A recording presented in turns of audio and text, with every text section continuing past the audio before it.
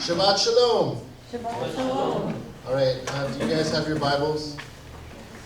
Yeah. Yeah, if you got your Bible with you today, I want you to turn to the book of Exodus. All right. Has anybody done the Torah portion for this week?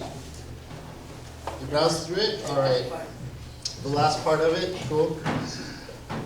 All right. Our study is based on what we cover in the Torah portion from the week, but even if you haven't gone through the portion, that's okay. All right. We're going to kind of work through this a little bit together today.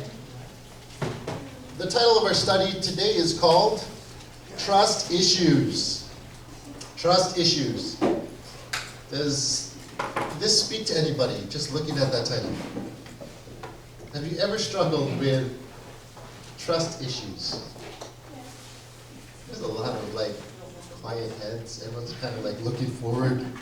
Yeah, that's me. Where do you realize your trust issues are the biggest problem? Is it with who do you have those big trust issues with? Are they people that are closer to you?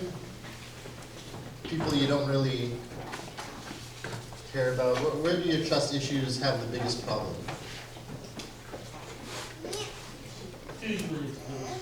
Usually those that are closer, that's where it matters more to you, I guess. That's where you struggle more. I had it at work back in the day. Yeah? With My boss stepped forward. trust with the authorities. Yes. Yeah. Sometimes you got trust issues in that area as well. Those that are in positions of power.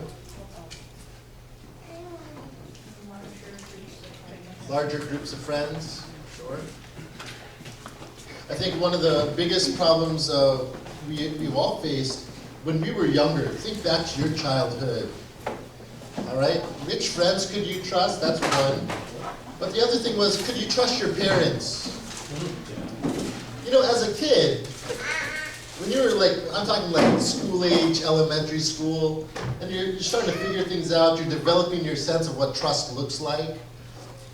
Could you trust your parents? Your parents said, oh, we're going to do this, and they changed their mind last minute, and you're like, no, but you said we were going to do this. And that's where the trust starts to break down a little, isn't it? And you start to become a little skeptical. You're like, oh, come on. You said we were going to do this. How come you change your mind? And you're like, parents are, we understand. You know, sometimes things happen. It doesn't always work out that way. But to the kid, they're like, but you're my dad, you're my mom. You said we were going to do this. Do you see the trust that was initially there in that child's voice? But then something changes, and it changes the way that they can trust that person. A broken trust is hard to heal. It's hard to work past that. And of course, that's where we start to develop trust issues. Another thing, when you're school age and you're with your friends and they play a lot of jokes on each other. They play pranks on each other. Have you ever been pranked before? Yeah? Man, when I enjoy a good prank from time to time, I get a laugh out of it, right? But I think that's where a lot of my own personal trust issues stem from.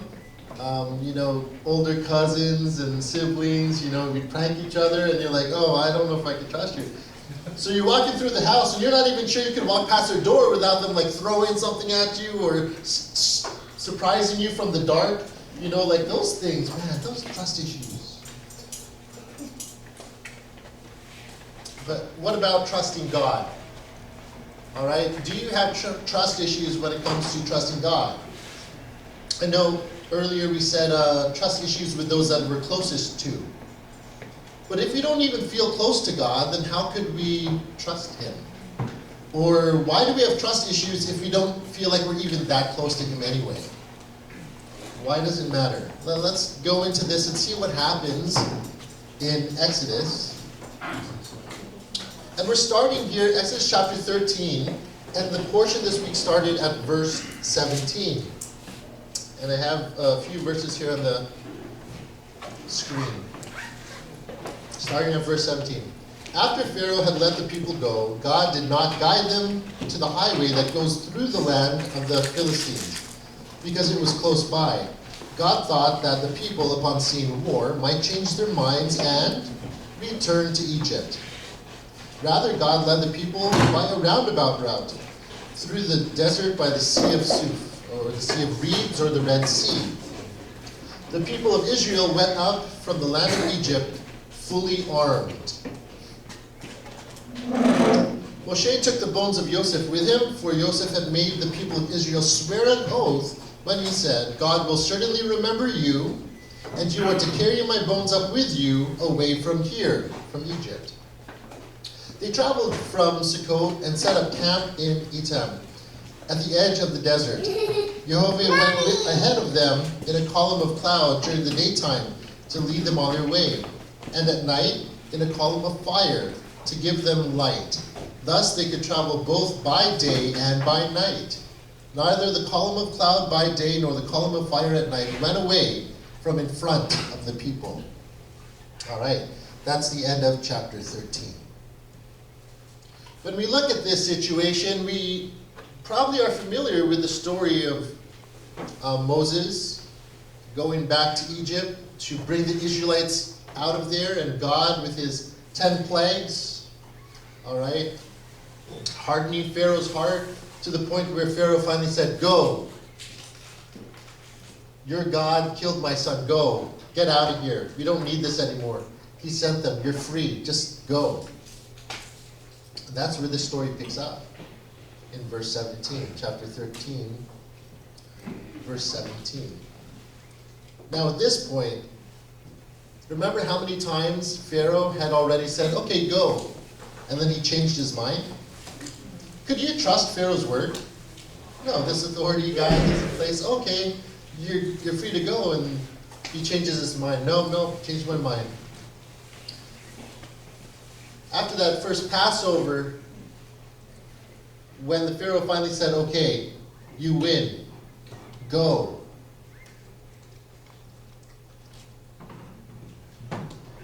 You could imagine being Moses. Is he going to change his mind again? Is this really it? Can we finally go?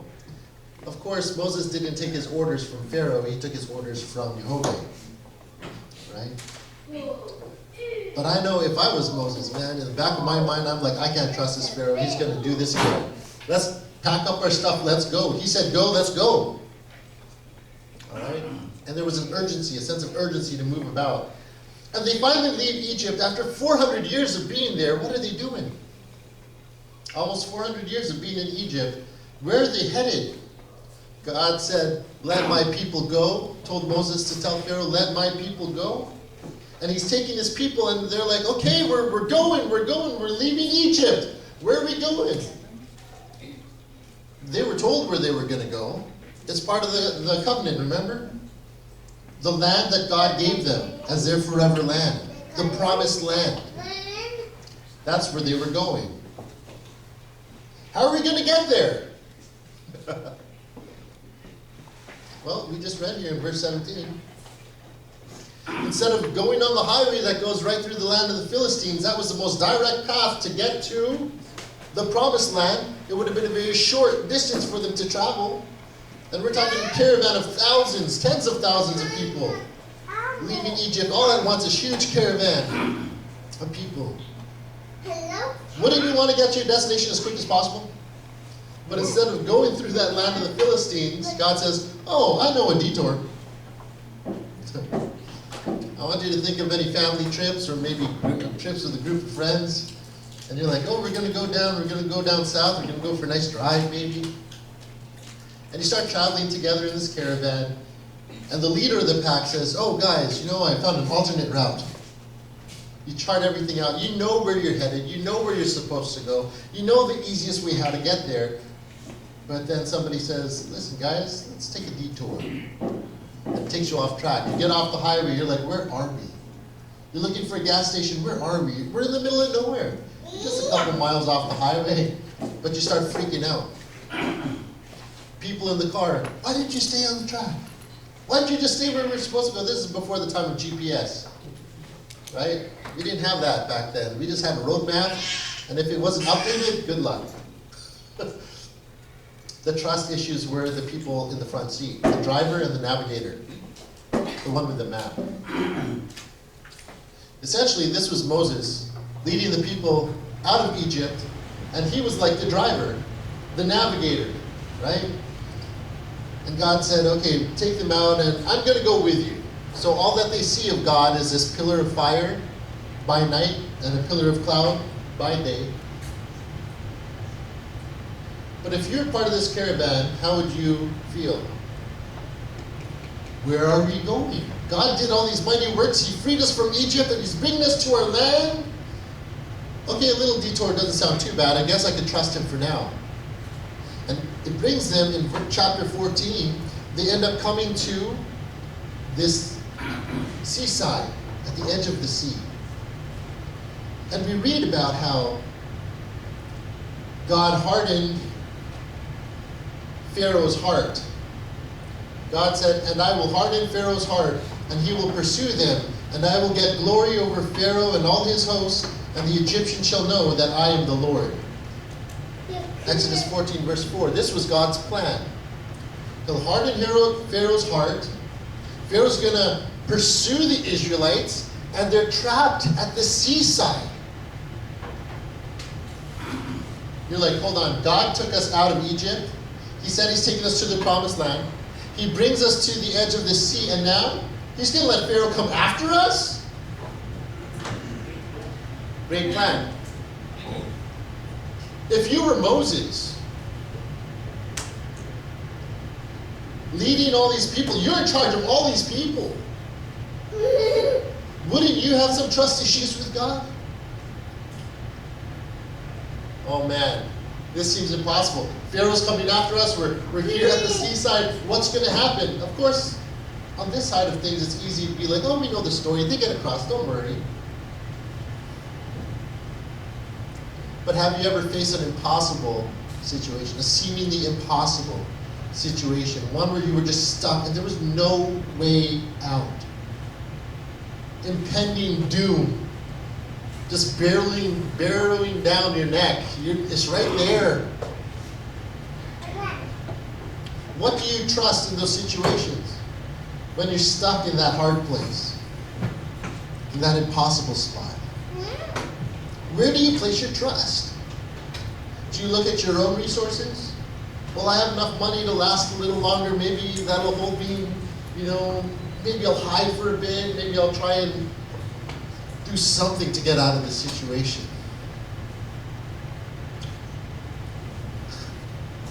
Could they go back to Egypt at this point? I mean, they could. Egypt was still there. They'd go back. They'd still be slaves at this point. But God wants them to see just how impossible this is. But instead of leaving it as a decision for the Israelites, God says, I took you out.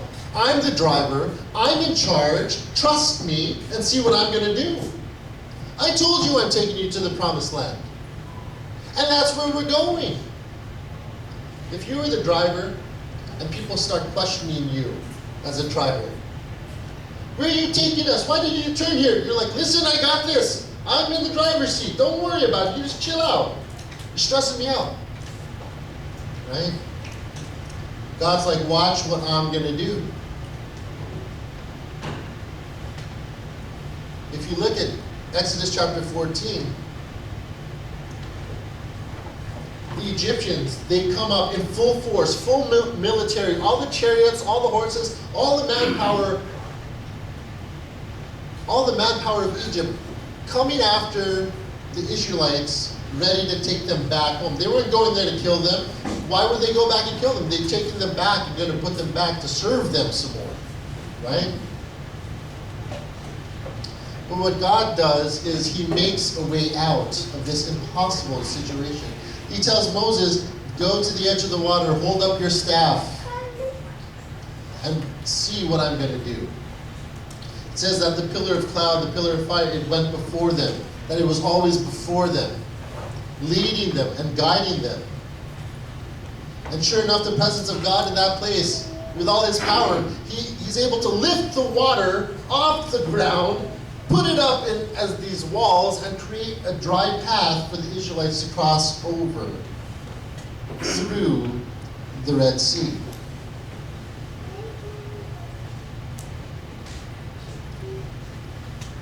They get to the other side of the Red Sea. And the cloud that was holding back the Egyptians is lifted. Imagine being the Israelites looking back behind you and you see this awesome thing that's happening. Wow, God, another miracle here. It wasn't a plague in Egypt. No, this was their deliverance. They're finally free. Something's happening. They get to be part of it. They're not just being afflicted by boils and bloody water. Here, this is a path for them to just walk through. God says, I'm making a way. All you need to do is walk through.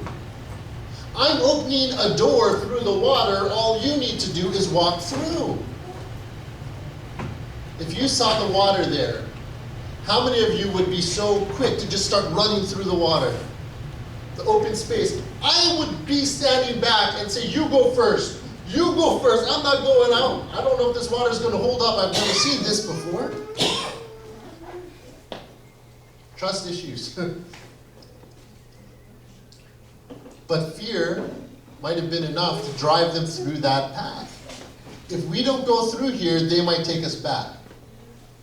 Now, I'm sure there were probably some of the Israelites that were standing back. They didn't want to go through the water. They didn't trust what was happening. We hear them grumble throughout, saying, maybe it was better back in Egypt. Maybe some of them were waiting to be taken captive again. But what God does here, he makes a way. Imagine being the Israelites looking back and you see the Egyptians coming after you and the water's still holding up. Oh no, they're coming.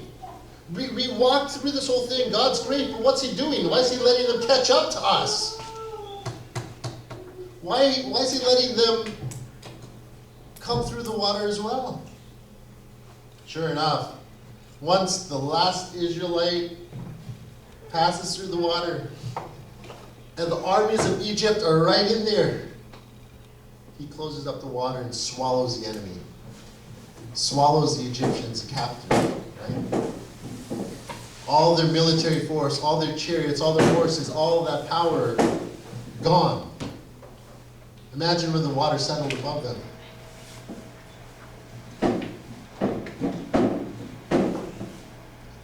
And God said,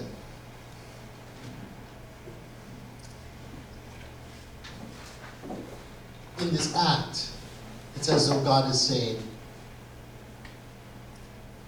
they can never get you again.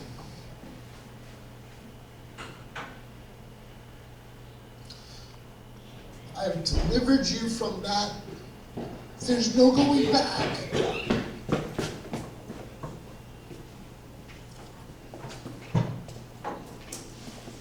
You're never going back. I don't think we stop to think about the significance of the army getting swallowed up in the water and the picture that he's giving the Israelites at this point. They can't get you anymore. Is there anything in your life that has kept you captive for so long, that has kept you in a sort of spiritual prison? Something that keeps challenging you or making you feel oppressed or stuck? Makes it feel like it's impossible to escape. And the more and more you want to trust God, the more and more it just seems to keep coming back, trying to get you. And God says, watch, you don't need to be afraid. Watch what I'm going to do. I'm making a way. You just walk in my way. And watch what I'm going to do. I think a lot of the time, we start walking and following God, but our eyes, instead of being forward, keep looking back at what's chasing us. Our focus isn't on the deliverance. Our focus is on the thing that we're being delivered from. And the more you look back at it, it seems like you just can't escape it. Until God says, it's covered off. You can't look at it anymore. It's not there. It has no power. It can't get you anymore.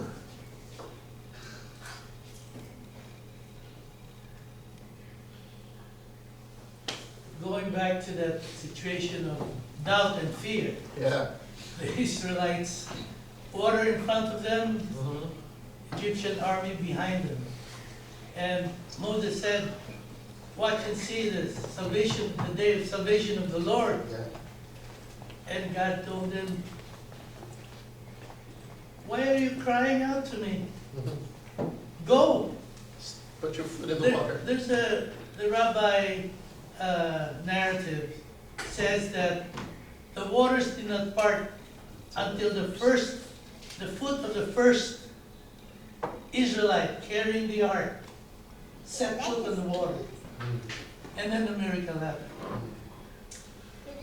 There's a cooperation there. You know, a lot of the time I think our faith, we just say, okay, God, it's all on you, it's all on you. But in order for us to experience what God is up to, He invites us to walk with Him in it. We can't experience the blessings and the goodness of God unless we're trusting and walking in it with Him. We can't stand back and say, okay, God, you prove it to me first and then I'll go. That's not faith. But He's going to show us, He's going to show what He can do anyway. All right? But it requires cooperation on our part. Okay? God could have said, I'm going to take you out of Egypt and bring you to the promised land. They needed to leave Egypt in order to start making it to the promised land. They needed to walk every day until they got to the promised land. There is an effort on our part in trusting God. It takes effort to trust somebody, doesn't it? If you've ever been in a romantic relationship with anybody, it takes a lot of effort to trust another person fully and wholly, completely. You know, my wife and I, we've been married almost 15 years. And I'm sure that there's still areas where we just still can't quite trust each other yet. I love her, you know, no doubt, I love her. She respects me. It's wonderful. But trust, it's constantly a thing we have to work on, constantly. You know? My parents have been married how long? 51. 51 years. Going to 52. You guys still have some trust issues? Yes. Yeah, see. You think after spending, 50 plus years together, half a century, you think after half a century that you might, Yeah, you think you think. you think the trust is there, Yeah. and then all of a sudden, Stuff happens, right? where did that come from? Fear and doubt creep in, right?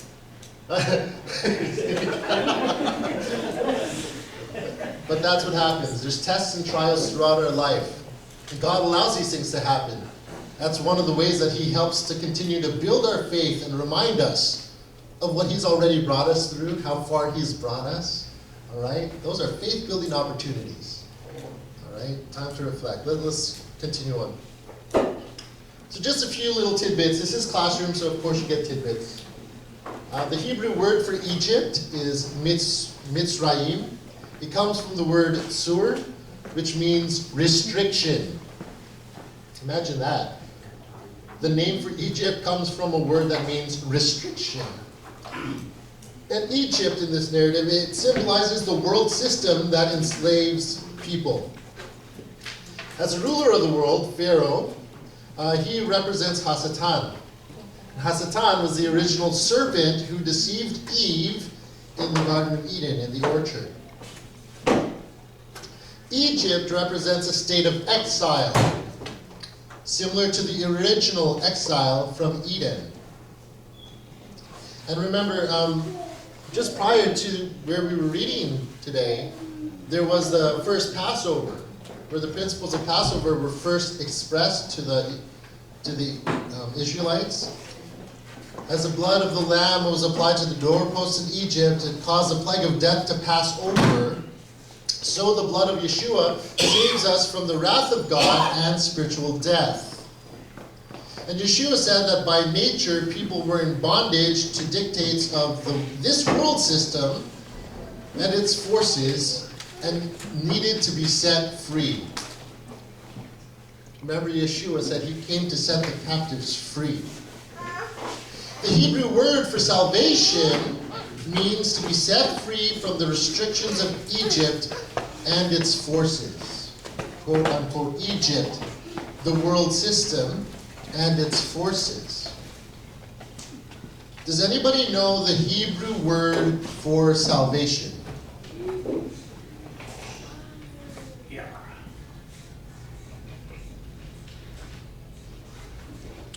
It's a name.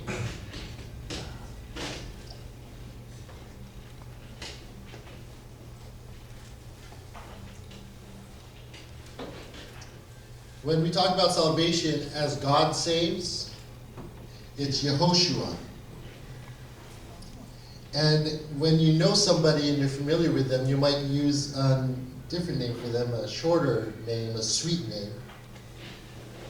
Yeshua.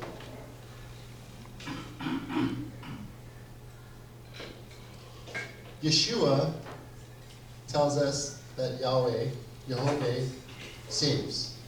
Yehovah is salvation. Salvation, Yeshua. So Moses brings the Israelites out of Egypt. Who's the one that leads them into the promised land?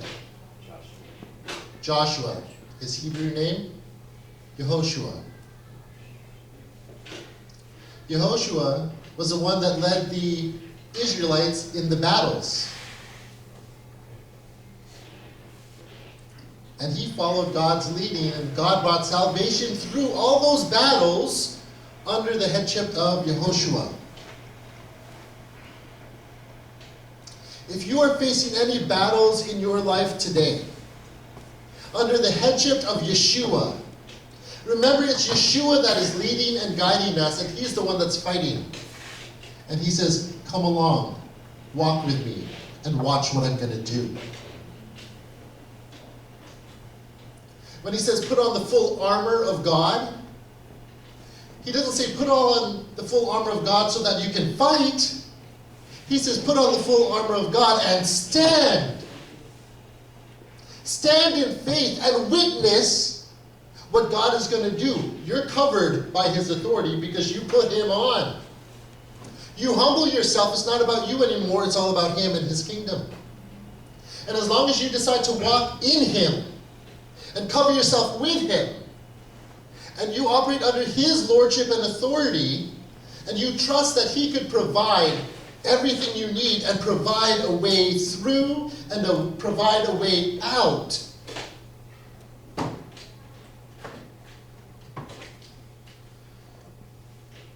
but do you trust him enough to put on his armor every day and stand against whatever the world and the enemy is trying to hurl at you, and trust in his power to save you through that today? I'm comforted to know that his mercies are new every day. And even if your fear and your doubt made you stumble today to not trust in him, he gives you grace and mercy tomorrow. A new day, another chance to trust him more and more.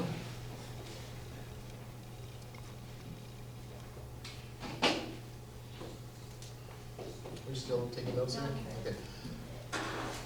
So, like I said, when the water closed over, this was Jehovah saying, guys, I delivered you from this. You don't need to go back there. They could have gone around the water, traveled along the highway, and got back to Egypt, and they say, you know what? Let's just be slaves. It was better when we were there, right? Earlier this year, January 6th, we did an intro to Exodus, and we talked about the different divisions of Exodus that is kind of divided into like 6 different themes and topics, the phases of what was going on. And this is the end of the first division, deliverance, okay? And it brings us to the second division of Exodus, in the wilderness.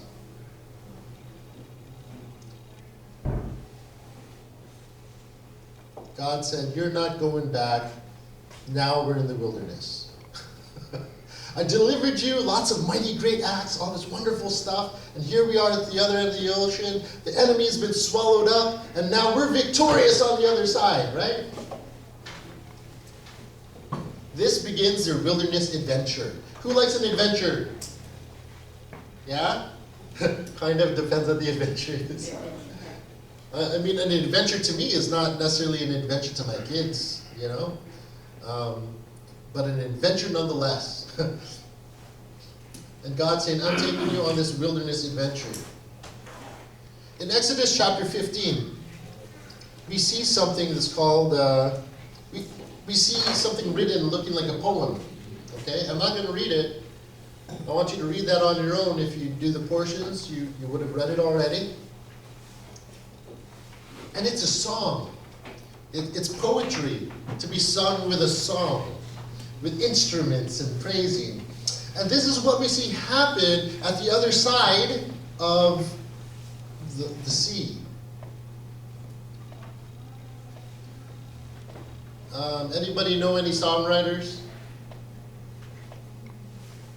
No? Do you know any songs? Okay, well, somebody wrote those songs. All right? I know a few of you might like Taylor Swift. Apparently, she writes her own songs.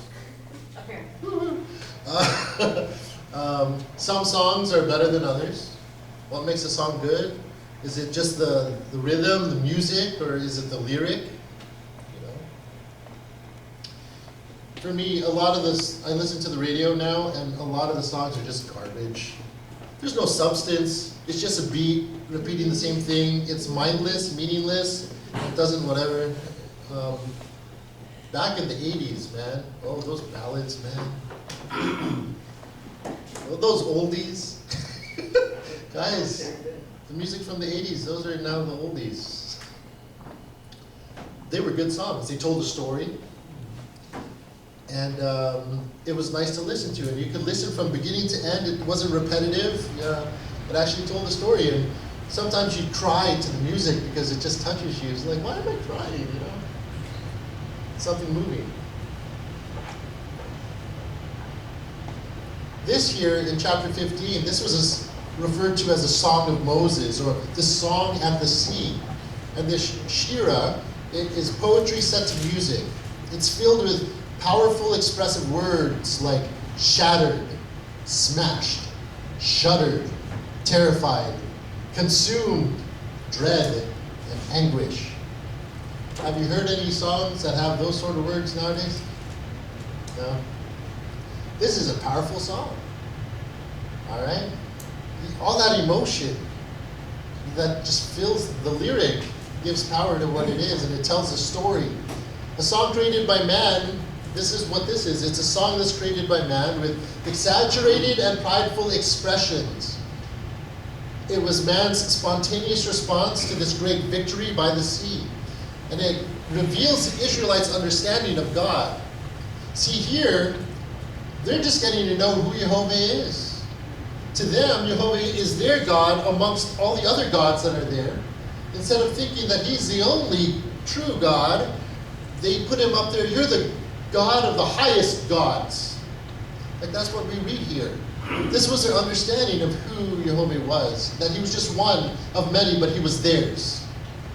And that this God delivered them and gave them victory over their enemies. Remember, this was like a battle scene. They left with everything they had, but the Egyptians came with everything they had. And they see the military of Egypt swallowed up by the water. To them, this was a military victory. And they're singing the victory cry of this battle being won in their mind. So the main themes that are expressed here are Israel's tremendous pride and Jehovah's victory over the Egyptians. Their jubilation over their escape from Pharaoh, and even some premature gloating over the way the news of this victory must have stunned and worried the neighboring Canaanites and Philistines. Oh, this is what our God did for us. This is who we are. Yeah. Those Canaanites and Philistines better watch out. They got nothing on us. Gloating. As though they did anything. God made a way, they freaked out, they ran through, and they didn't know what was going to happen. But they started to rejoice in their champion. Jehovah was treated like the champion for the Israelites, and they're cheering him on the other side of the sea. And this would be the song that they would always sing, reminding them of who God is and what God had done for them. Okay?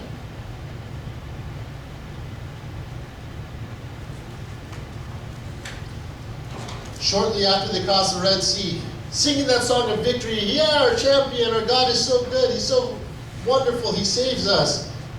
Remember, this was just the beginning of their wilderness experience. Travel a few more days. Was it 3 days? Just a few days after. Oh, did you bring us out here to die? It's so dry here. What will we drink? There was a lot of water back at the Red Sea. But they're in the middle of this wilderness, in the desert.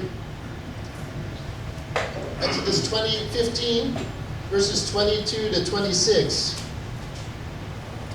Moshe led Israel onward from the Sea of Suf.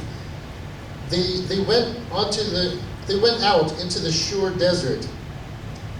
But after traveling 3 days in the desert, they had found no water. They arrived at Marah, but couldn't drink the water there because it was bitter. This is why they called it Marah, which means bitterness.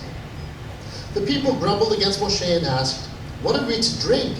Moshe cried to Adonai, and Adonai showed him a certain piece of wood, which when he threw it into the water, made the water taste good.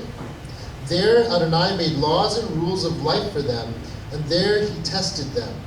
He said, "If you will listen intently to the voice of Adonai your God, do what he considers right, pay attention to his mitzvot, his commands, and observe his laws, I will not afflict you with any of the diseases I brought on the Egyptians, because I am Adonai your healer." So once again, did God bring them there and save them, deliver them out of Egypt, save them from the Egyptians, bring them into the desert for what? He's still showing them who he is.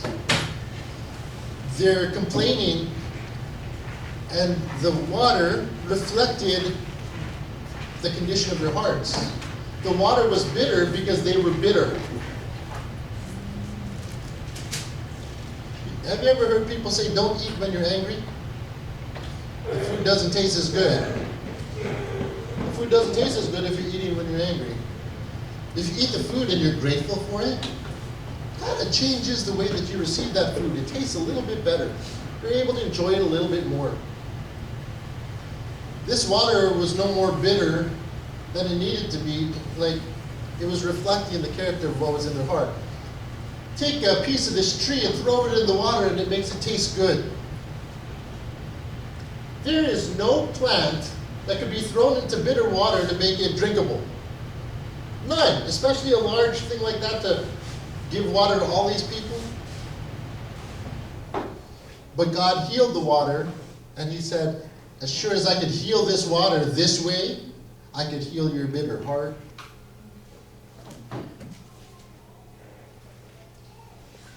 He's developing a relationship with them. It's kind of like a marriage. Anybody been to a wedding, like a good wedding? Not those boring ones. You had a good one. Anybody been, a big celebration, right? Everybody's there. I remember when Bev and I got married at the church, we had like over 800 guests. I didn't even know we knew 800 people. We just put out some invitations at Mass, and they're like, "You're all invited, come on over." And sure enough, they all came. That was cool. And what a day, what a celebration, you know? My wife comes down the aisle, she's all dressed up, and it is kind of a prideful moment with lots of rejoicing. There was music and celebration, and what a wonderful day. And that's the day we started our life walking together. That's kind of how I see this Red Sea scenario. God's taking his people, they make it across the water. It's this great, huge spectacle, and Everybody's going to hear about this wonderful thing that God did, and they're walking together. They claim him. He's our God. He's our God. I'm with him. That's like Bev saying, yeah, that guy Tim, he's my Tim. He's my husband. I'm with him. Then we start walking together. And everything was great at the wedding. At the wedding celebration, everything was wonderful. Later that night, after all the stuff had worn off, we didn't even open our gifts yet. Do you know how we spent our wedding night? I was taking out her hair, undoing her hair. She removed her makeup. We just so tired, we just wanted to go to bed. And that was the beginning of our life together. All the glitz and glamour gone. A few days after we opened our gifts, we started to look at, oh, great, money came in. Those are nice gifts. And then you look at how much you spent. Oh man, why did we have to have such a big wedding? Why did we, we could have planned this better. And then you think of all the things you have to save for. Man, it changes. Your heart changes from the wedding day to a few days after the wedding. It's kind of like what it was here. Yay, you saved us, this is great, but where are we going? What's going on? What are we going to drink? This? Really? Are you kidding me? Why did God let them experience it this way? Why do we read about that in the Torah? What lessons can we learn from their stories when we read them? If Yehovah could heal the bitter waters, an impossible thing to do, he can surely heal your bitter heart.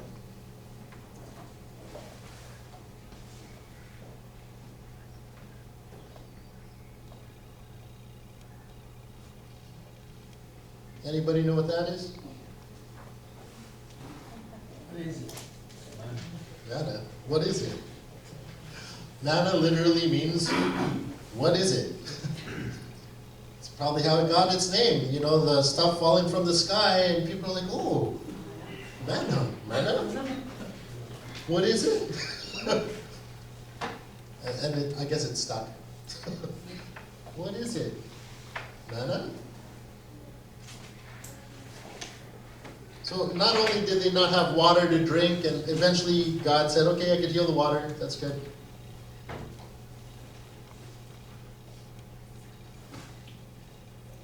Exodus chapter 16 tells a story about what happened when they're there thinking, look at 16, verse 16.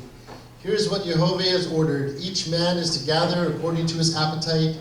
Each is to take an omer, which is 2 quarts, per person for everyone in his tent. So if you were a single person in your tent, how much are you taking? An omer. If you are a family of 2, Omer times 2. omer times 2, 2 omers, 4 quarts, right?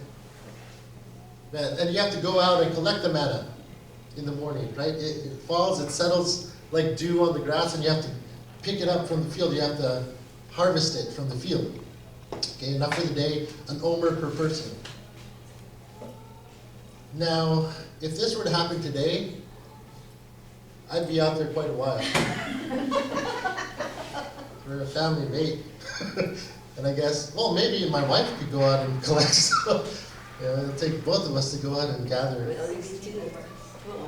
to provide for our family. And while I'm out there doing the work, I didn't produce the food.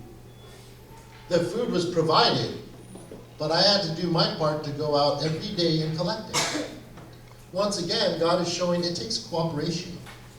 I won't just provide food and it'll magically fall in your mouth. I will provide what's needed, and you are to harvest it. You go out faithfully every day. If you want to eat, you will work. If you want to eat, there is effort on your part. Yes, I will provide what you need. But you will do your part if you are going to benefit from that provision. You see that? He's teaching them, listen, this isn't a one-sided relationship. I do my part, and you do your part as well. We'll be happy together. We got to work together if there's going to be benefit here. What happens? This stuff comes down every day. Because you can't store it up today and save it for tomorrow. You do that, it rots. Maggots. It's not good anymore. It must be thrown away. It's good for nothing. So every day you have to faithfully go out, let it be part of your routine. All right? And if you miss it, if you become lazy and you don't go out and collect, your whole family starves.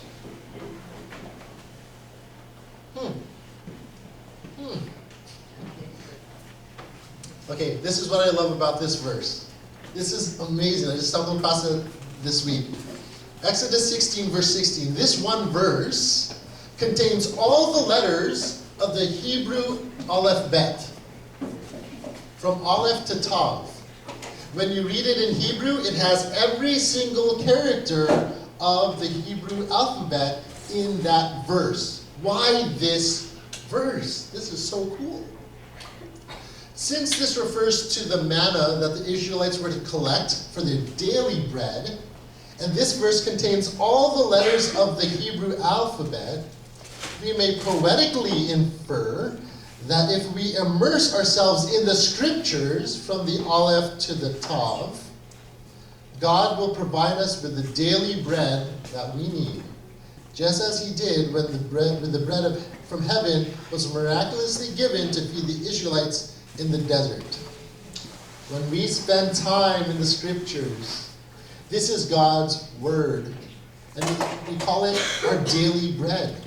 We need the word of God. We need to feed on the word of God every day to provide all that we need for life and living. And when I say, you don't just read pages. You need to take it in and let it work itself out. You know, draw the nutrients, the spiritual nutrients out of that word. Let it affect your body, and you soak all that goodness up, and it propels you to live out the way God wants you to live. It's still him providing the right food for our spiritual nourishment so that we can live out a spiritual life in the right way. It's not up to us to do everything God's saying. If we're not feeding on his word, we're feeding on something else to sustain us, yes? And if we're doing that, we're allowing other things to influence the way we end up living our life. So our spiritual life will be reflected outwardly by whatever we have digested inwardly. Is that cool? He's still provider of all the good things, everything we need. But if we say, I'll take what God provides over here, but I'm going to chew a little bit on this on the side, you don't get the maximum benefit of the daily bread that God is giving you for today. And it's not like, oh, I got my feed on Saturday, so that'll carry me through for the whole week, and I'll come back next Saturday and get filled up again. No, every day.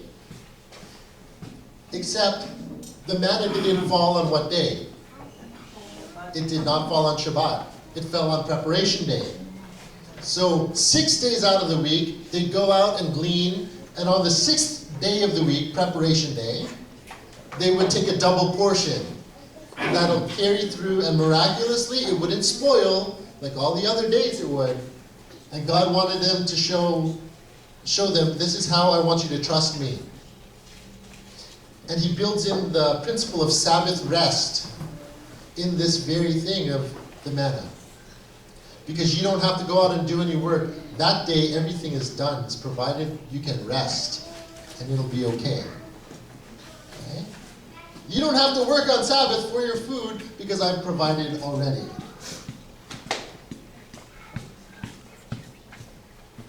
Simple things, man.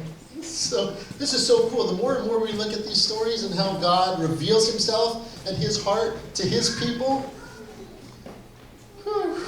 Yeah, Tim, Yeah, man. I'm just reflecting on what you said, and I think this is probably the first time in a while that I appreciate the fact that God will provide, but you must work in the morning, like, to gather. Like, I've never, maybe I just wasn't paying attention, but thank you for, I feel like been blessed by what you said today. Praise the Lord. How do we get past, when we pray, we say thank you for putting air in our bodies so that we can experience your blessings, right?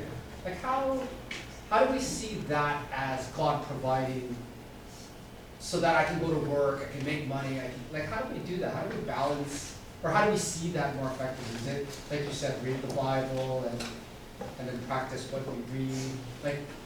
Because right now I see so many different distractions that take us away from, you wake up in the morning, you're breathing, you're like, thank God. We try to do that as a family. But there's what else is he providing? I guess it's like another. Yeah, man. I love that you're bringing this up. If you look at each day almost like a new wilderness experience, and you look at the Israelites and God saying, listen, just walk with me and keep walking with me. No matter how bad things get through the day, I'm still going to provide. You might not even see what I'm going to do, but that's where the trust element Yeah, I comes think in. that's the tricky part, right? We're so distracted, I don't think there's much more we could do, Right, but the first thing he's teaching them here is trust. right. And sure, we'll have our trust issues when we start following God, and we don't understand, we don't know. There's a lot of areas I'm not sure of yet. But if I trust Him, I'm not afraid to explore that with Him more, It takes away some of that fear and doubt. Yes? Yeah, we have to daily, continually trust of His provisions, like the air. We're surrounded by air, but if you pinch your nose, you're not be able to breathe. We pray for blessings of rain. We put up an umbrella, keep us dry. So I think that's the part where We take all this for granted. Yeah. Right? there's something, it's a part. Yeah. Like you said, I provide, you go out Yeah. and pick the manna. Yeah. Don't be living in Egypt with this restriction and pinch your nose and you can't breathe. Right. I think the family unit and even some of our daily routines, these are great opportunities for us to practice these things of God and teach cooperation in our homes, right? My wife will do the grocery, I'll do the cooking, the kids will set the table. When it's all done, and we get to have a meal together, and everybody had a part in that, right? A cleanup crew afterwards, sometimes you're there, sometimes you're not. Daddy will always clean up. Yeah.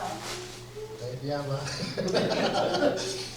Cooperation in the house, and we all have a part to play.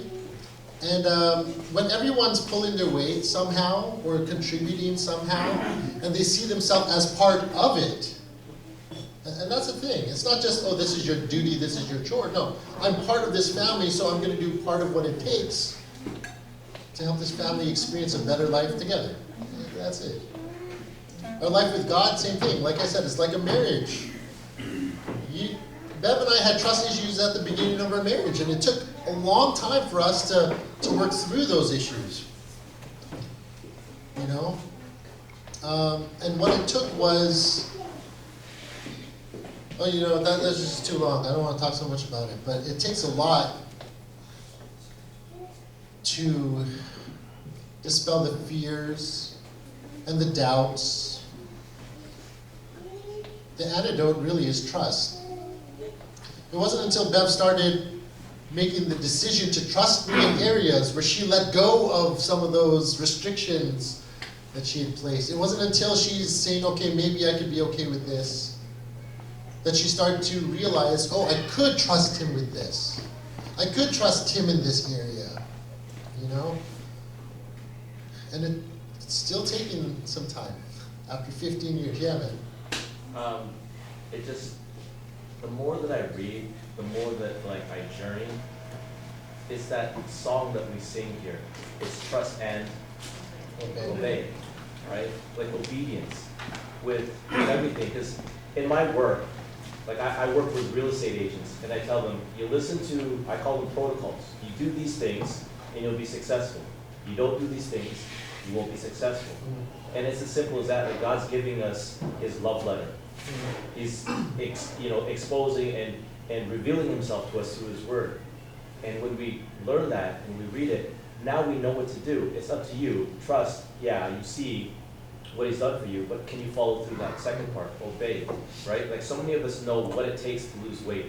Eat better, exercise a little bit more. That's it. It's as simple as that. But how many of us can actually like follow through? Like I struggle, I want to. So many things that you want to do, but it's just that obedience. Like we work our whole lives. Don't you hate when the body just doesn't work with you? Yeah. You want to do it, but your body's like, no, I'm not, Yeah. I'm not doing that. Yeah. That's what Paul was saying, right? Yeah. Like he wants to, he has the desire to, because it's tough to follow through. We spend our whole lives like learning how to obey, trying to follow through. Think of a marriage. If the husband's the one that's providing, protecting, guiding, leading, and then the wife is there and she has her own desires, but I don't want to go there, she says. I want a detour over here. Let's stop and take a detour over here. Is the husband just going to leave the wife there and say, no, I'm still moving forward? Is it enabling to stop, to stay where she is until she's ready to move on? It's kind of what it looked like here. God saying, I'm bringing you here, and everyone's like, oh, but this isn't really working. And God's like, but I'm faithful to you, I'll provide for you, you just keep walking with me. And he lets him stay out there for a long time. He stays with him 40 years. He could have just been like, whoever's with me, come, let's go. The rest of you stay here. But he made a promise. He said, you are my people. And we're going where we said I'm going to take you. As a loving father, I'm not going to leave my kids at the roadside because they're like, I don't want to go all that so far. Just, why do we have to drive there today? Because I'm the driver and that's where I'm taking you. Along the way, they might get some Tim Hortons and they're all happy. Sometimes. But we grumble and we complain, don't we? When God wants to bring us and elevate us in our spiritual walk with Him, and He's like, listen, I'm taking you from that life you used to live, and we're going to start looking like this to people. And you're like, I don't want to look like that. My friends are going to think I'm weird. My family's going to treat me differently. I don't want to follow God that much. It'll be too odd. I won't fit in. And God said, I don't want you to fit in. I didn't make you so you could fit in with this world. I made you so you could walk with me. And walking with me, this is what I'm providing, this is what it's going to look like. You could be part of it, or you could go your own way. It's up to you.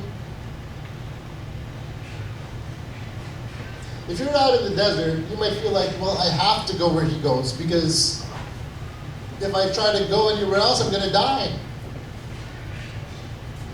I think God wants us to feel that sometimes. He wants us to feel how inadequate we are, and the things we want for ourselves, it doesn't compare to what He's providing. He wants us to come to a point of realization that I need to trust Him for all these things. I need to seek Him first in all these things. And the more you walk with Him, the more you trust Him, you realize I don't have to worry as much as I used to. I don't have to be fearful the way that I used to. I don't have to live with this anxiety about things anymore.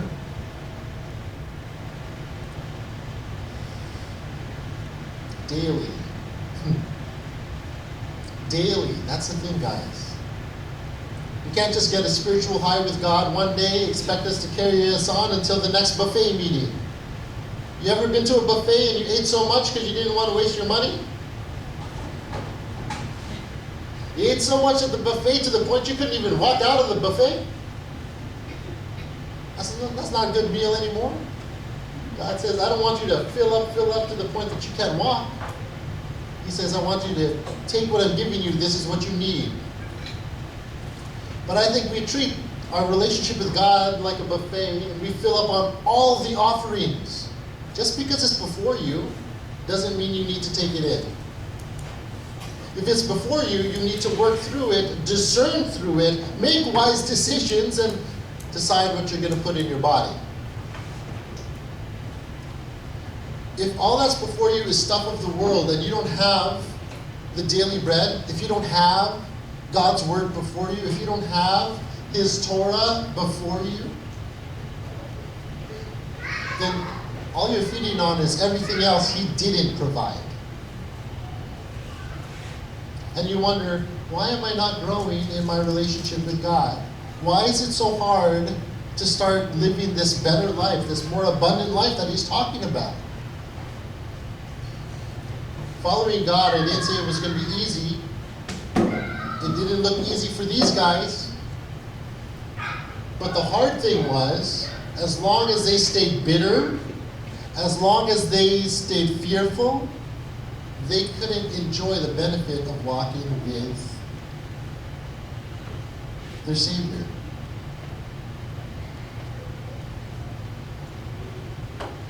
Attitudes and testing. Exodus 16, verses 3 to 4. The people of Israel said to them, "We wish Jehovah had used His own hand to kill us off in Egypt." We wish He just killed us back there. Okay? There we used to sit around the pots with meat boiling, and we had as much food as we wanted, but you have taken us out into this desert to let this whole assembly starve to death. They're complaining against Moshe. Jehovah said to Moshe, "Here I will cause bread to rain down from heaven for you. The people are to go out and gather a day's ration every day. By this I will test whether they will observe my Torah or not." I think we miss that last sentence whenever we hear the manna story. We think, oh, the manna means God will provide and I don't have to worry, He'll give me what I want. Me, what I get, what I want, how I benefit. But God's purpose in providing the manna this way, by this I will test whether they will observe my Torah or not. Will they take more than they need for the day? Will they go out every day? Will they follow His instructions for life and living? It's funny. He gave us instructions for life and living. And when we don't follow the instructions, we say, "Why, God, why?"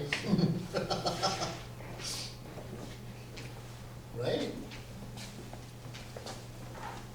It's like if you prepare the bread and you know you're supposed to put it in the oven for it to rise, that's the instruction. Follow the instructions, it's fine. But you're like, "No, I think it's better if I just put it out in the sun. Maybe that'll work." And you're wondering, why is it taking so long for this bread to cook out in the sun? Well, you didn't follow the instructions.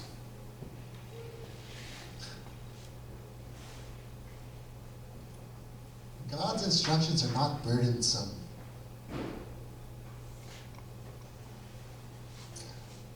God's instructions, His Torah, it's the way He wants us to live. Why would we choose anything else? And then we wonder, why, God? Why is it so hard?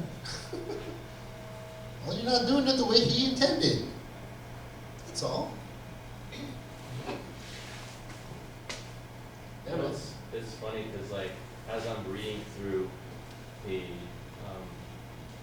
the Bible now, like going through the Pentateuch, and when you go through like Leviticus and Deuteronomy, where He's giving all the instructions, before I would just like try and power through, like read it. But now it's like God is so exact with the measurements and the description of what He's telling them to do. It's like God isn't just like, do it whatever, however you want to do it. Like He's very specific in the instructions that He gives us, and there's like no excuse. It's like, well, I didn't know. Well, how did you not know? I told you exactly this long, this many, this high, make it like this, right? And so like the instructions, really the only reason we would disobey is you didn't read it, like you didn't follow Him, you didn't take time to study Him. But if you take time, like God gives us everything that we need, down to the detail. That's what I got from this time. It just like blew my mind that like before when you just scroll over things in the Bible, but when you realize there's a message, like I never realized that with the daily bread. It's like, you know, man shall not live by bread alone. Every word, everything, it goes together. There's so many messages Yeah. with what he has, and just to see like how specific he is, it's just amazing. That's, Like the letters that he writes to us. it's true. Thank you. I love that. All right, some things we could pick up from this one. While God graciously provided the miracle of manna, the people were required to receive it for themselves. The bread could be there, but if you ain't eating it, it does you no good. Right? And if you just let it sit there, well, it's just going to rot. Right? If you don't take it in. A portion was given for just that day, and storing it up for later use, except for Shabbat, resulted in rottenness and decay. Verse 20. By being required to collect their daily bread, the people learned that God's blessing and their efforts worked together. Our sustenance is a gift from God, though we must reach out to take hold of it. Okay? The Sabbath and the manna both underscore our complete dependency on God as the source of our sustenance. Why was the Sabbath principle built into this manna situation? Pop. Yeah, I just wanted to share about the Sabbath. Many scholars say the passage of primary reference is in creation. In creation, it just said on the seventh day God rested. It was not even called the Sabbath. Then some say, well, it was in Exodus 20, the Ten Commandments. But in Exodus 16 Yeah. is the passage of primary reference about observance. Yeah. So I like this Exodus 16. It is the passage of primary reference on what we should be doing Yeah. to observe the Sabbath. That cooperative, It's not practical. Genesis. Yeah. It's not Exodus 20. It's Exodus 16. That's good. So the principle was set, but this he invites him into the practice, Yes. the cooperative effort, Observance. observance. And that's where they discover the blessing of it. Right? And who provides that blessing? It was God. He built it into the design of what was going on here. And that's how he taught them, these practical life things. And then in Exodus 20, he firms it up and says, yep, you already know that this is worth observing. You already know that I uphold my end on this habit, right? So I want you to keep it. Because you already know. That's great. Thank you for that. In Exodus 20, the command is not to keep the Sabbath, it is to remember. Remember it. It's You already remember holy. something that was there previously. Yeah. We can't make it holy. It's already set apart. It's already holy. So it's either you observe and remember it. Remember, when you see that word remember, it's put your mind on, to focus on, give it your attention, be face to face with it. There you are. When Sabbath comes, oh, there you are, you beautiful day. Spend time and revel in that day, I tell you. It's a good thing. All right, we're almost there, guys. Do you believe in God? Yes? Yes. Do you trust Him? That's a little quieter yes, but yes. Yeah, sure. Sometimes, in some areas. Let's talk about it. Let's talk about this believe versus trust. We can believe things about God. We can believe that His Son came, Yeshua came and died, and He rose again, and He offers us life, brings us to the Father. We can believe that about it, but how much do we trust it?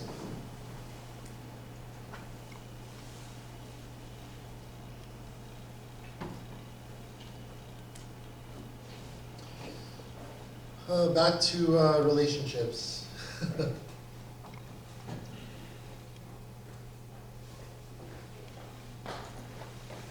When you have two people filled with personal pride, is trusting something that comes easier or not? No. No? You have a lot of, so if you have a lot of pride, trust issues with other people, And you wonder, why do I have so many trust issues with all these people? Why can't I trust anybody? Maybe you have to consider that you're the one carrying the block. Maybe it's your pride that's standing in the way. Because you feel entitled to more, and unless people give you what you're needing, you can't trust them? What was it that was keeping the Israelites from trusting God? Or trusting Moshe to lead them? They weren't getting what they wanted. They didn't feel they were getting what they needed. And they grew impatient. They couldn't wait. And what was the result in their heart? Bitterness, quarreling, entitlement, sense of impending doom. But was God's presence not with them? God was there. He was leading them, visibly leading them in a pillar of cloud by day and a pillar of fire by night, and moving water out of the way and making water drinkable and pouring bread down from the heavens. All this miraculous stuff happening for them, delivered from their enemy, and still, can I trust this God? I'm in the middle of the wilderness. I got nowhere to go. Can I still trust this guy?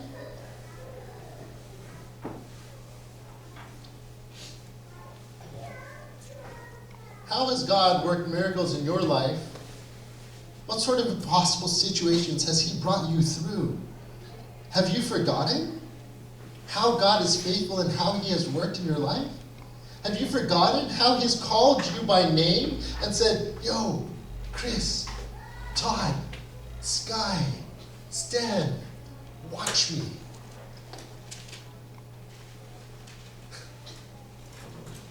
Faye, Rexy, heads up, come on, walk with me.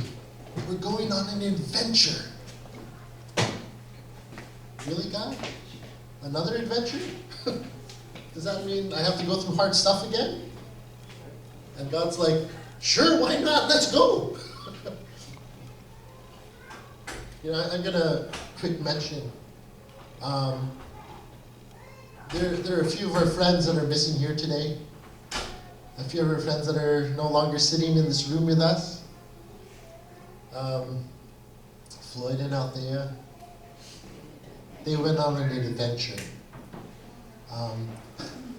Stuff happened, and they just got up and went on an adventure. And I miss them dearly. It's because I don't get to give them a hug on Shabbat, you know?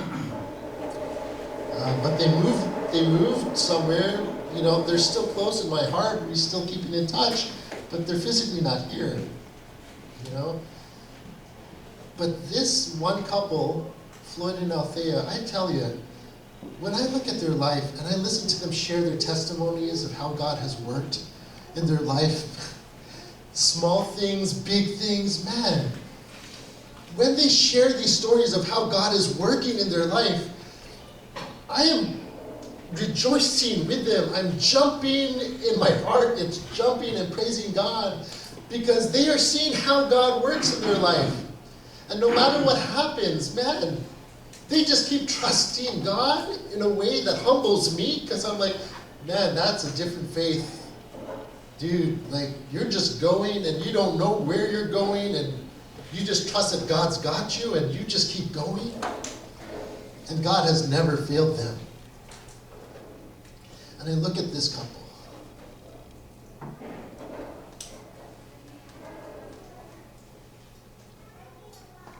They have been a light.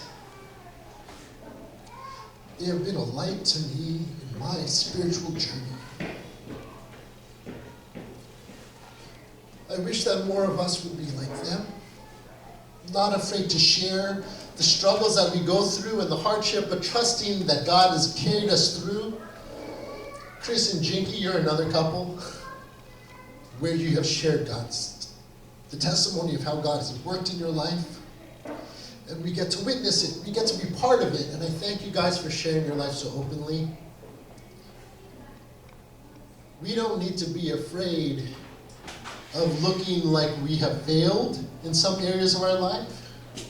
Because it's not about what we're doing when we share. We're sharing about what God is doing, how He's constantly delivering us, and He's faithful to carry us through and provide everything we need. When people see you trusting God in such an amazing way, believe me, it'll inspire other people to want to know how they could trust like that too.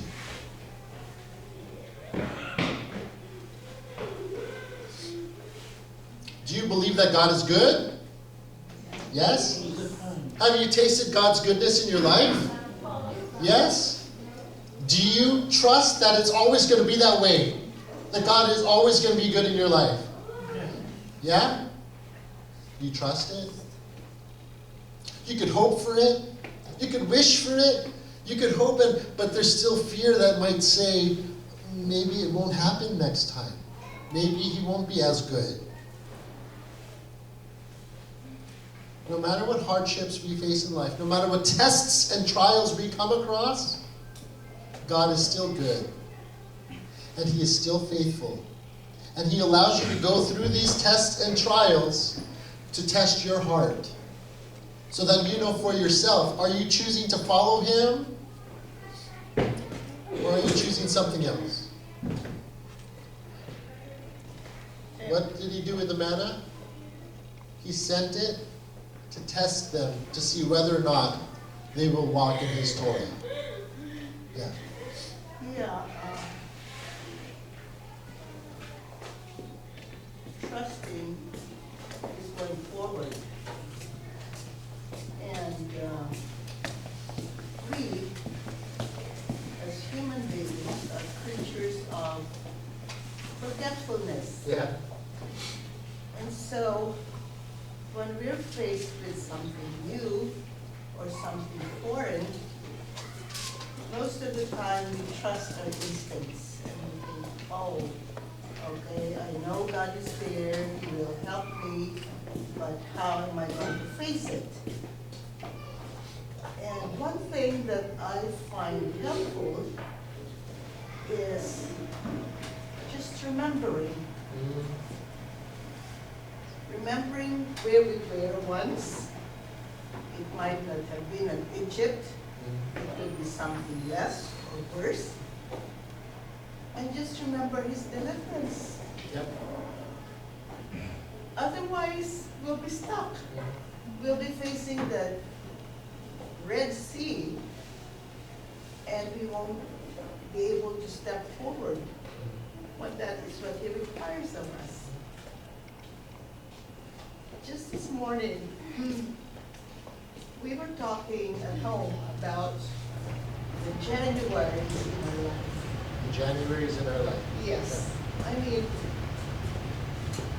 we've had 50 years of our family together, and when I look back, every new year is a January, and somehow I can specifically remember those times when, like today, would have been the fire. Tomorrow, but what happened on Todd Saturday? remembers. He was there. I was there. Speaking from that. And who would have thought something like that would happen out of the blue, right? And yeah, how many years ago? 2006. Yeah. And if we forget how God delivered us through that, I don't know how else we could trust Him to go forward.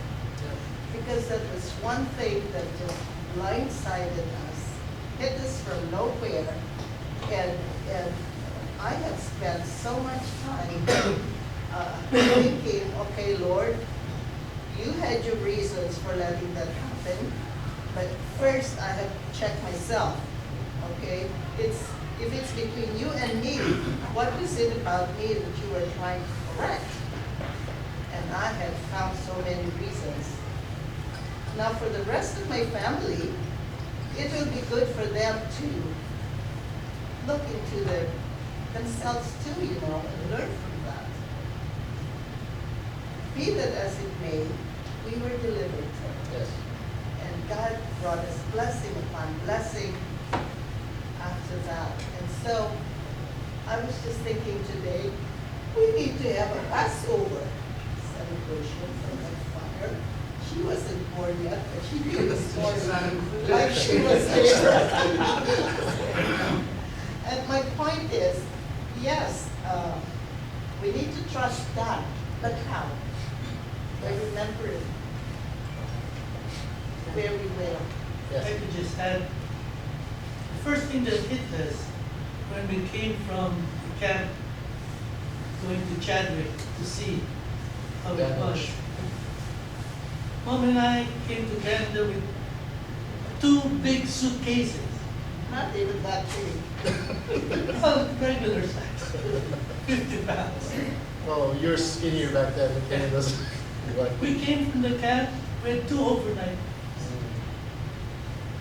I said, Lord, you brought us here with more stuff from the Philippines than you left us. And the thing that came to my mind is, how are we going to start again? And like the lesson says, it says, wait and watch. Wait and watch. There's another adventure. Beginning of another adventure.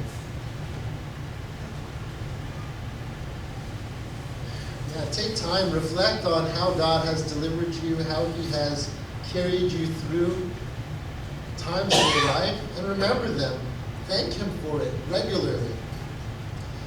You know, if you feel like, oh, I don't have much time to do that, well, you know what? God carved out time once a week for you to just look back on His goodness. If you get too busy through the week, He said, take a break from that busyness. Here's my Shabbat. You don't have to worry about anything else. I just want to spend this time with you. That's our date with God. That's a time, He carved out that time so that we can just be with Him if we have forgotten through the week. Or that we don't get so busy with life. He says, remember me. Remember my Sabbath. Remember what I've done. Focus here. How could we enjoy God if we don't spend time with Him? It's not just going to classroom or praise gathering or going to church. It's not just listening to a sermon or playing music. But to actually just be with God. And focus your mind, your heart, your attention on Him. And know that He remembers you.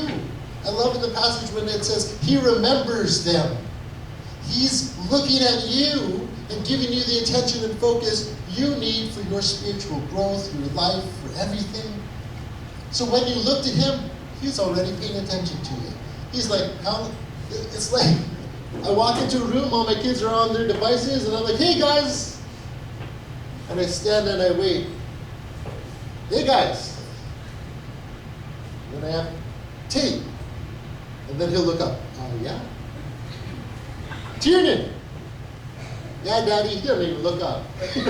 He acknowledges. But that's kind of what it's like sometimes, you know? Father God comes in and He's like, listen, I'm always here, I'm always with you, and I'm just waiting for you to pay attention and walk with me. I could be holding up a whole thing of Timbits, a 50-pack. And if they're not looking up and paying attention when Daddy walks in, they don't know what I got.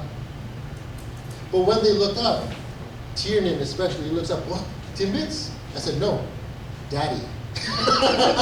Daddy got the Timbits, all right? Are we just after God's blessings?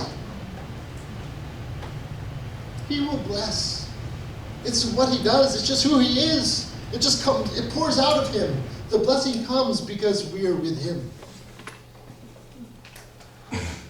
The provision's there because He provides. And before you get to enjoy that life with Him, you gotta pay attention. Remember Him. And trust that what He has, it's good. It's good. Yeah, man.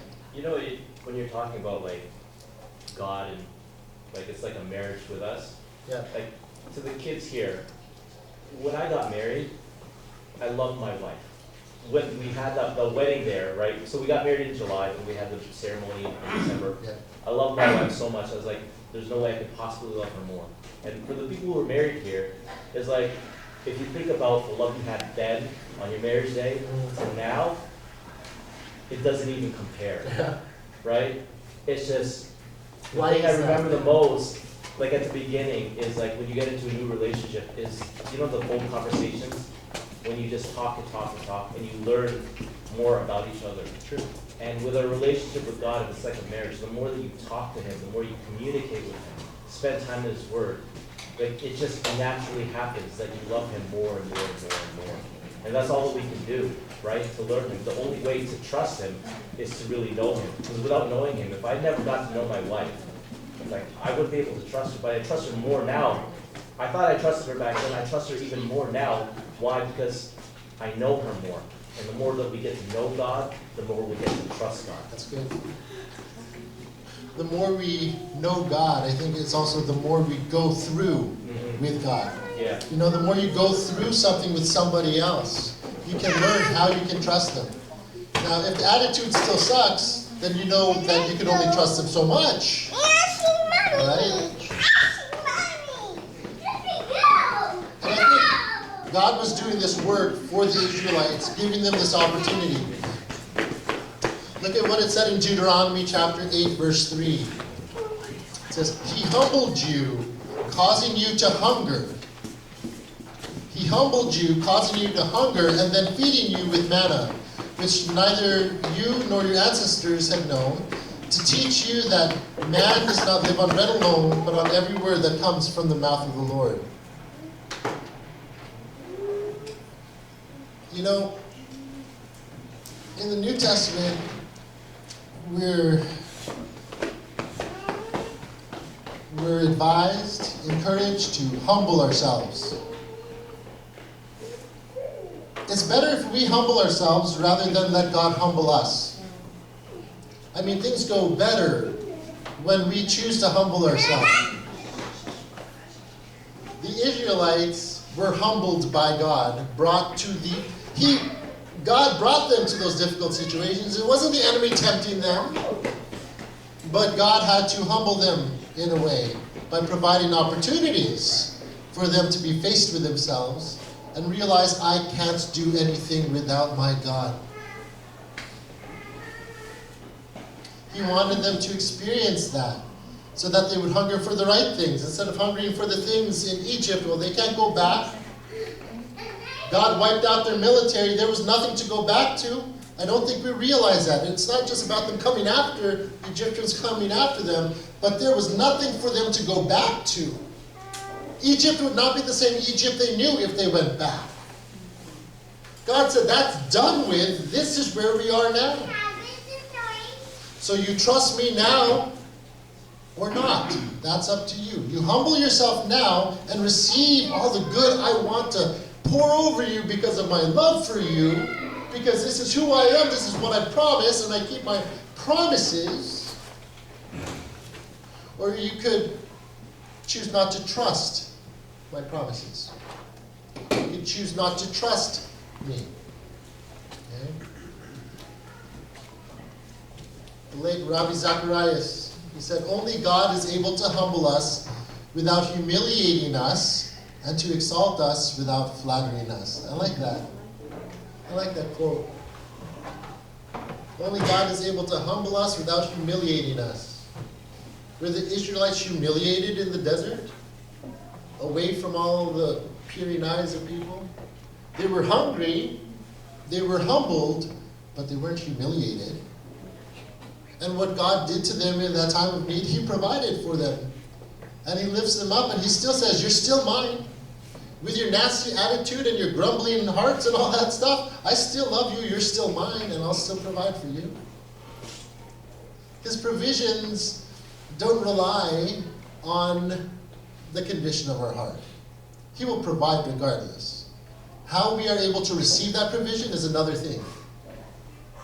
It's not that He stopped providing, it's that we closed ourselves off from that provision. Okay?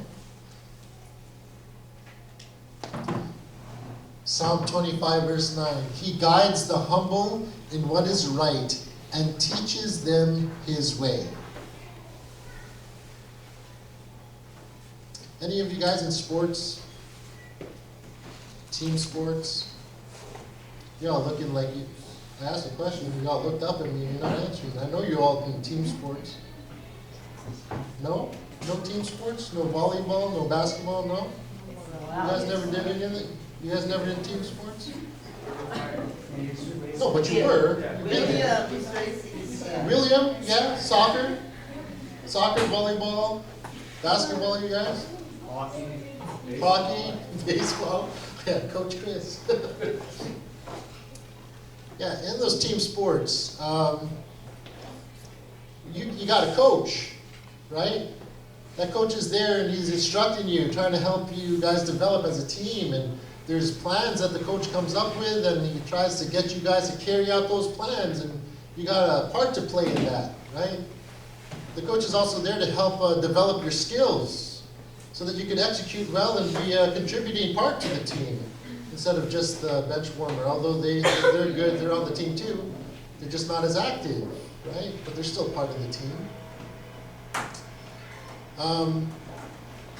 If you're not teachable, coachable, and you're not doing things the way that the coach is hoping for, you might end up on the bench more often. Yeah?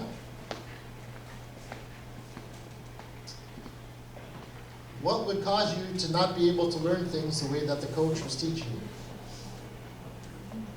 Chris, do you have that? Probably pride. Pride, ego. Ego. Yeah. I'm the star. What are you talking about? I can dribble a ball. As though the team owes them something, right? The coach says, no, you're going to sit this one out. He humbles that star player and says, no, Siakam, you're going to sit in the corner. You know, in the NBA, there are all these trades that just happen, right? And you see all the teams getting rearranged, right? And of course, there's so much behind it. It's all politics and money and whatever and business, not even to do with their skills. But you see these players come on the team, and there's one coach that says, these are our plans, this is what we're going to try to do, and he tries to work with their skill sets. And when there's too much pride or ego, they're not teachable, they're not trainable, they go solo, they go rogue, and the whole team suffers for it.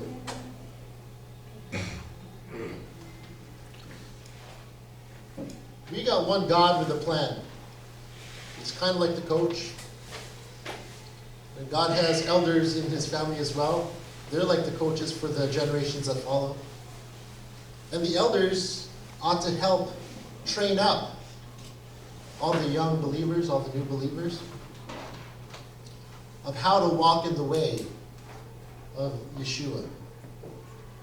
How to walk in the way and keep God's Torah. And we're here not to condemn anybody. We want you to be part of that team. We want you to rise up and develop. We want you to be a contributing part of God's family, that other people can see how good God is and how much we trust him to give us the game plan, and we walk in that way, and it's good and it's winning. It's winning. When you walk with God, you're on the winning team. But you want to be a bench warmer and never get to be part of all the action? Or do you want to be part of that team that you're out there on full display, living out the life God called you to live, so that inspires other people around, and they see it's good, and they want to be part of that winning team. They want to know, wow, that coach is so good. I want to serve that coach. I want to learn from that coach. I want him to teach me and train me.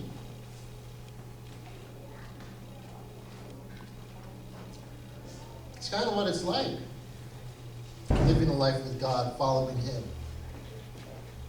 When we follow him, we need to learn from him. And we do that when we humble ourselves.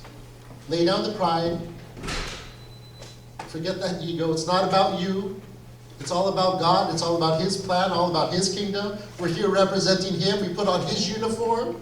We get out there and we just do our best with what he's given already. And we hope that it brings glory to his game plan.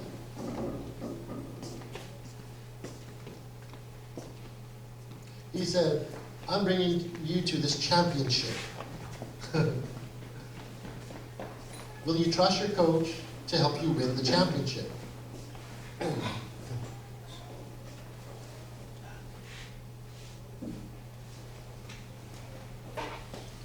We're almost at the end. At the end of the Torah portion this week, Exodus 17, they were once again tested. They were brought to this place of Massa and Meribah. Did you bring us out into the wilderness to die? Where is the water? We need to drink or we will die. And God instructs Moshe to go up to the rock with the staff in his hand, strike the rock, and then the waters flowed freely. Massa and Meribah.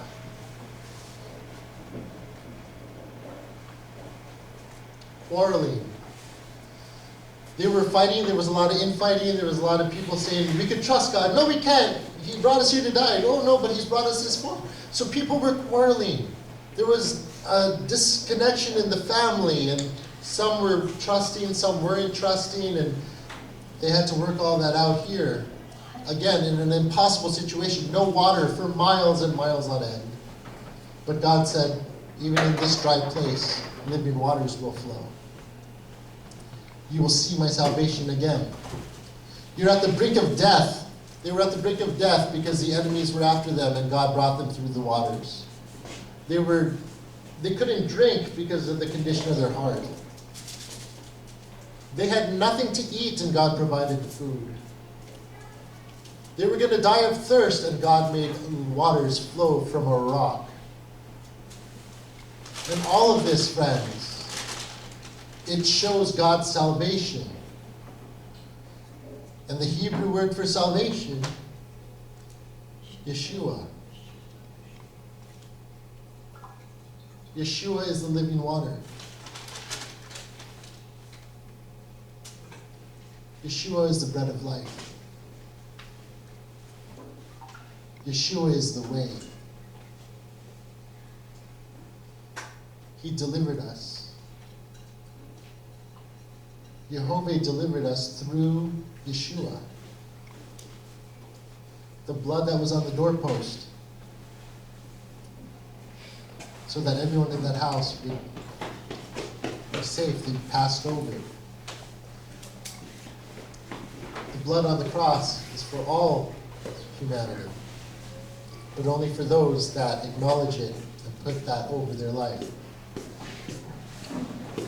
So at the end of our study today, consider this. Do you trust Jehovah? Yes? Do you trust who he is? Yes? If you don't trust who he is, maybe it's because you don't know who he is yet. Get to know him, and you can trust who he is. Do you trust what he does? Always? It's nice to say you trust, right? Making an effort to trust him. Making an effort to trust him always. It's hard sometimes because you're like, yo, God, what's up? What are you doing? Are you serious right now? Like, I trusted that God brought Beverly back into my life. Remember, childhood friends? I trust he brought her back in my life for a reason. And then I thought, great, I get to journey through life with this friend. And we're going to be single forever and we'll serve God together as singles. And God said, no, you look at her closer. I said, I don't want to look at her closer. She's my friend. I don't want to mess that up. And God's like, no, you look closer. And I fall in love with this woman. And I thought, God, is this really it? Is this it? Are you telling me I'm supposed to be with this woman? And then I go and tell Bev, and she's like, no, I think you got that wrong, man. I don't think that's what God's telling you. I'm like, no, I'm certain this is what God's telling me. I didn't say, God's giving you to me. It's just, I prayed, I asked God, and this is how he led me. And I had to tell her, and boy, I was humbled in the process. What do you mean you don't want me back? I want you, you don't want me? Man, that was a wilderness adventure. And God was taking me somewhere I didn't want to go. But I trusted God, and for several months, Bev would say, Tim, how are you doing with those inclinations that you have toward me? I'm like, they're still there. I still have it. It's whatever. I prayed and I asked God, and he said, yeah, stick with it, Tim. And then finally, there was one day I was like, okay, God, did I just get this wrong? I asked God, did I get this wrong? Okay, well, Bev doesn't want to be with me. She's asking me to just be her friend. So, okay, maybe I got this wrong. I'll just be her friend. And the minute I did that, she started to have inclinations toward me. And I'm like, God, are you messing with me right now? Now she wants me, but I promised her I'd just be her friend. And she's not even sure that she wants me. So, God, what's going on? I trusted God, and I told her, you trust God, I trust God. We'll figure this out. Oh, man, it was a big old mess. But what an adventure He put us on. And then it wasn't until we came together, I had a feeling she liked me. She didn't quite tell me. I just got a feeling. And it wasn't until that day we were quiet together, and I looked at her and we had a year of conversations. That was in January, Ma. God sent me on that wilderness thing in that January. He turned my heart toward Bev. Man. And it wasn't until December later that year where He said, okay, Tim, Bev, look at each other. We looked at each other. And I just said to Bev, so this is it? And Bev reassured me. She said, this is it. We didn't even say what it was. But we understood, no, we're going to be married, we're going to walk together, we're going to follow God together as husband and wife. That's it. That's what this is. And let me tell you, how many, I think we're still in the wilderness experience. Did we ever get out? I think we do get out of it. But He brings us on an adventure time and time again. Brings us to the edge. He brings us right to the edge. Lets us feel it. Humbles us when we need it. He disciplines those He loves. I share something in this lesson, that the bridge between belief and trust is knowing. Because we can say we believe God and we want to trust Him, but how could we trust someone you don't know? So our part is in knowing, and it's a daily bread experience. I think we have to look at the word knowing from English and put it into the Hebrew understanding of what knowing is. The Hebrew word yada. It's knowing in an intimate way. Knowing for yourself, tasting and knowing. It's not just knowing about. It's not like turning on the news. Oh, I know that, I know that, I know that. You weren't part of that. That's just somebody reporting and you think you know what it's about, but you weren't there, you don't know. Right? We knew that there was a fire back in 2006, but we weren't there. My brother was and his family. They knew that fire in a more intimate way than we ever could. All right? To experience God. Right? Genesis says, and Adam knew Eve, and Yada. they bore a son. Yeah. What does knowing intellectually Yeah. Adam, resulted Yada, in Eve. a child? The active cooperation, walking together, knowing is going hand in hand together. What just happened? I fell asleep. That's okay. Do you believe God's promises? Yes? Do you believe in His Son Yeshua? Do you believe about Him? Or do you believe in Him? There's a difference. If you haven't figured it out yet, that's somewhere to start. Do I believe in God? Do I trust in Him? Do I, you say trusting and believing, the bridge between is knowing. And that's why I think God gives us opportunities to know Him with things like His promises. If God didn't give those promises, then we don't know what to look out for. We don't know how to get to know Him. But He gave us promises, and He's faithful to them. And He says, this is what I'm doing. This is what I said I'm going to do. This is how I'm going to do it. And you just watch. He wants us to witness it for ourselves, to step into it, to learn to trust His Word, trust His promises, and that's how we can come to trust Him. Shortly after Bev and I got married, she said, "You know why I think I don't trust you? Is because I don't respect you." I thought that was very deep on her part. To acknowledge she was having trust issues with me because she didn't respect me. I don't know which hurt more. That she didn't trust me? No, I do know. I could live with somebody not trusting me. But when she said, as my wife, I don't trust you because I don't respect you, I died inside, man.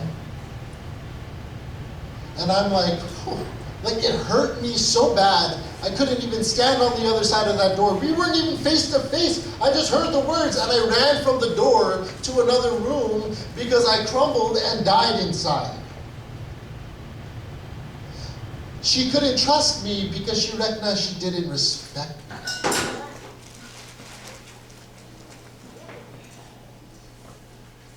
How can we trust God if we don't respect Him?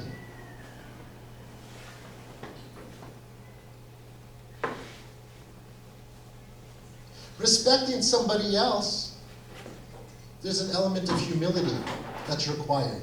Yes? If we don't humble ourselves, we can't respect God. We can't trust Him if we don't respect Him. If we walk in with pride and our ego, thinking we know better than God, we'll never trust Him. If we trust our fears and our doubts and our worries more, because it's so familiar to us and it's all we've ever known, then that's all you get. You're trusting that those things will always block you from God's blessing. And they will. Because you're choosing to say, I know better than God. God says, humble yourself and learn to trust me. It's a big thing. I can't spell it out. It's just one of those things you have to walk through for yourself with God and experience it for yourself with God. I can't. It doesn't seem to make sense just with words, but until you go through it, man, that's when you know trust in God. And it's a beautiful thing. Oh, it's so good. To be able to say with a full heart that you trust God in everything. In every situation, no matter what you're facing, whatever you're going through, whatever situations you're facing in your life today, I hope you know in your heart how you can trust Him through every test and trial that you're facing.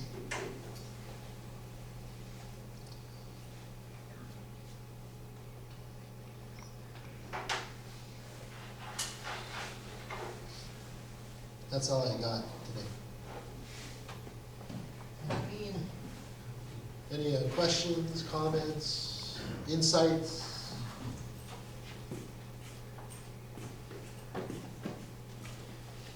I enjoy the Torah portions because it provides opportunities for me to focus on something. I don't have to search through, like, I want to study about stewardship today, and then you only look up verses about stewardship. When you go through the portions, they're separated in these chunks that are just beautiful to reflect on. You're not going thinking, oh, I want to study about this. You just go and read what's provided. And believe me, God has a message there and that for you. He did for me in a powerful way this week. And that's what I got to share with you a little bit today.